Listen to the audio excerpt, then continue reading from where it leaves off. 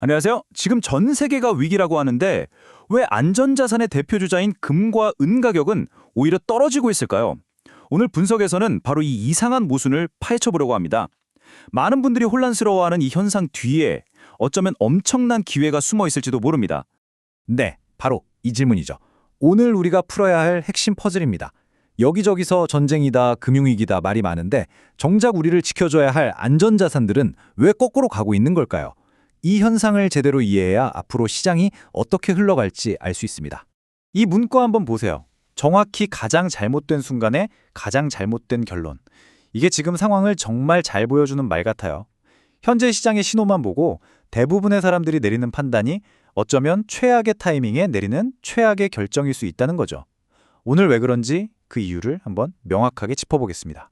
자, 이제 본론으로 들어가 보죠. 지금 시장이 그냥 막무가내로 비이성적으로 움직이는 게 아닙니다. 오히려 아주 예측 가능하고 기계적인 순서에 따라서 움직이고 있거든요. 바로 숨겨진 시장 메커니즘이라는 게 작동하고 있기 때문인데요. 이걸 이해하는 순간 모든 게 명확해질 겁니다. 자, 이 순서를 잘 보세요. 이게 바로 그 메커니즘의 핵심입니다. 먼저 지정학적 위기로 오일 쇼크가 터집니다. 그럼 당장 인플레이션에 대한 공포가 확산되죠. 연준 입장에서는 이런 상황에서 금리를 내릴 수가 없게 되고 시장의 금리 인하 기대감은 순식간에 사라집니다. 그 결과 미국채 수익률과 달러 가치가 동시에 오르는데요. 바로 이 두 가지가 금 가격을 그냥 기계적으로 꽉 눌러버리는 거죠. 이게 바로 전쟁 같은 위기 상황에서 금값이 오히려 떨어지는 진짜 이유입니다. 방금 말씀드린 이 시퀀스가 금 시장에는 세 가지의 아주 강력한 역풍을 만들어냅니다. 보시는 것처럼 첫째, 미 국채 수익률이 높아지면 이자 한 푼 안 나오는 금을 들고 있을 이유가 없잖아요. 기회비용이 커질 수밖에 없죠. 둘째, 금은 달러로 거래되니까 달러가 세지면 금값은 그냥 공식처럼 떨어지는 압력을 받게 돼요. 그리고 바로 이 두 가지 이유 때문에 거대한 기관 투자자들은 단기 이익을 좇아서 금을 팔고 국채로 몰려가는 겁니다. 이 모든 게 오일 쇼크 하나에서 시작된 아주 기계적인 연쇄 반응이라는 거예요. 에이, 이번에는 다르겠지 라고 생각하실 수도 있지만 이런 메커니즘이 작동한 건 이번이 처음이 아닙니다. 지난 50년의 역사를 들여다보면 이 패턴이 얼마나 지독하게 반복되어 왔는지 알 수 있어요. 과거를 보면 미래가 보인다는 말이 있잖아요. 딱 그겁니다. 자, 한번 볼까요? 지난 50년간 있었던 굵직한 오일 쇼크들입니다.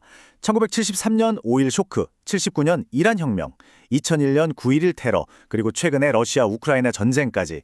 놀랍게도 예외 없이 모든 사건에서 금 가격은 초반에 한번 눌렸다가 그 뒤에는 폭발적인 랠리를 보여줬습니다. 이게 과연 우연일까요?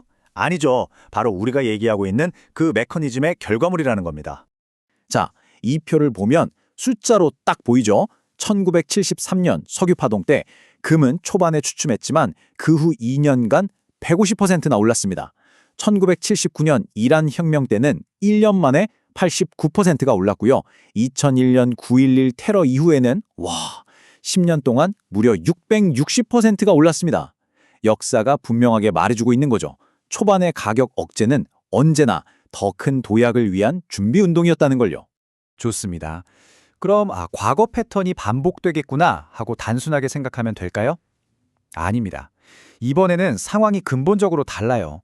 작동하는 메커니즘은 똑같지만 그 배경이 되는 지금의 금융 환경이 과거와는 비교도 안 될 만큼 극단적이거든요. 바로 이 점 때문에 이번 랠리는 정말 상상을 초월하는 규모가 될 수도 있다는 겁니다. 이 숫자 좀 보세요. 이게 모든 걸 말해줍니다. 1973년 첫 오일 쇼크 때 미국의 국가부채는 약 5천억 달러 수준이었어요. 그런데 2026년에는 무려 39조 달러를 넘어설 것으로 예상됩니다. 이건 단순히 숫자가 커진 문제가 아니라 질적으로 완전히 다른 세상이 됐다는 뜻입니다. 그리고 이게 바로 연준의 손발을 꽁꽁 묶어버린 거죠. 1조 달러. 이게 무슨 돈인지 아세요? 지금 미국 정부가 매년 갚아야 하는 이자만 이 정도입니다. 국방 예산 전체보다도 많아요. 1970년대에는 인플레이션을 잡으려고 금리를 20%까지 올릴 수 있었지만 지금 만약 그렇게 하면 연간 이자 비용만 7조 달러가 넘어가요. 이건 사실상 불가능한 얘기예요. 한마디로 연준이 인플레이션 이런 싸울 무기가 예전 같지 않다는 겁니다. 구조적으로요. 그리고 여기 또 하나의 거대한 변화가 있습니다. 이 차트를 좀 보세요. 전 세계 중앙은행들의 움직임입니다. 이들이 지금 3년 연속으로 매년 1,000톤이 넘는 어마어마한 양의 금을 사들이고 있어요. 2022년 이전 평균의 2배가 넘는 수치입니다. 중앙은행들은 투기꾼이 아니잖아요. 마치 우리 일반인들은 모르는 뭔가를 알고 있다는 듯이 달러 자산의 미래를 걱정하며 체계적으로 금을 비축하고 있는 겁니다. 자, 그럼 이제 은은 얘기를 좀 해볼까요? 은은 단순히 금의 동생 정도로 생각하면 큰 오산입니다. 은은요, 금과는 또 다른 훨씬 더 강력한 구조적 압박 상황에 처해 있어요. 그리고 대부분의 투자자들이 이 부분을 완전히 놓치고 있죠. 이 숫자를 꼭 기억해 주세요. 은 시장은 지금 6년 연속으로 전 세계 수요가 공급을 뛰어넘는 구조적인 공급 부족 상태입니다. 그러니까 6년 내내 창고가 비어가고 있다는 뜻이에요. 심각하죠. 은이 어디에 쓰이는지 보면 이게 왜 심각한지 알 수 있어요. 여기 보시는 것처럼 태양광 패널, 전기차, 5G, AI 데이터 센터까지 미래 핵심 산업에 없어서는 안 될 필수 소재입니다. 이런 데 쓰이는 은은 가격이 좀 올라도 비싸니까 쓰지 말자 할 수가 없는 그런 비탄력적인 수요라는 거죠. 대체할 물질도 거의 없고요. 은의 상황을 더 극단적으로 만드는 세 가지 요인이 있습니다. 첫째, 은 공급의 70% 이상이 구리나 아연을 캘 때 덤으로 나오는 부산물이에요. 그래서 은값이 오른다고 해서 자, 은만 더 캐자! 이게 안 된다는 거예요. 둘째, 방금 말했듯이 산업 수요는 가격에 별로 민감하지 않고요. 셋째, 엎친 데 덮친 격으로 세계 은정제의 60%를 쥐고 있는 중국이 이걸 전략물자로 묶어버리고 수출을 막기 시작했습니다. 공급 쪽이 완전히 꽉 막혀버린 거죠.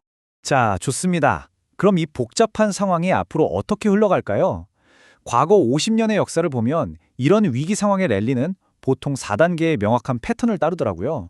우리가 지금 어느 단계에 와 있는지 아는 게 아주 중요합니다. 첫 번째 단계는 패닉입니다. 오일 쇼크가 빵 터지면 공포감에 금값이 잠깐 올랐다가 아까 설명한 그 메커니즘 때문에 바로 급락하죠. 두 번째는 흡수 단계인데 패닉이 좀 가라앉고 가격의 바닥을 다지는 시기예요. 그리고 바로 이 2단계, 여기서 대부분의 개인 투자자들이 공포에 질려서 손절하고 나가떨어지는 거죠. 하지만 바로 여기가 부가 이동하는 순간이고 또 가장 큰 기회가 열리는 순간입니다. 그 후에야 중앙은행 같은 큰 손들이 조용히 매집하는 3단계 구조적 매수가 시작되고 마지막 4단계에서 사상 최고가를 뚫어버리는 겁니다. 그렇다면 지금 우리는 어디쯤 와 있을까요? 지금 모든 신호가 가리키는 건 우리가 바로 2단계인 흡수 단계의 막바지에서 3단계인 구조적 매수 단계로 넘어가고 있다는 겁니다. 공포에 질린 매물은 거의 다 나왔고 이제 중앙은행처럼 길게 보는 스마트머니들이 조용히 시장에 들어오기 시작했다는 거죠. 자, 이제 거의 다 왔습니다. 이 모든 분석을 바탕으로 시장의 다음 큰 움직임에 놓치지 않기 위해 우리가 지금 당장 뭘 봐야 하는지 아주 명확하고 간단한 지표들을 알려드릴게요. 복잡한 뉴스 헤드라인 다 잊으셔도 됩니다.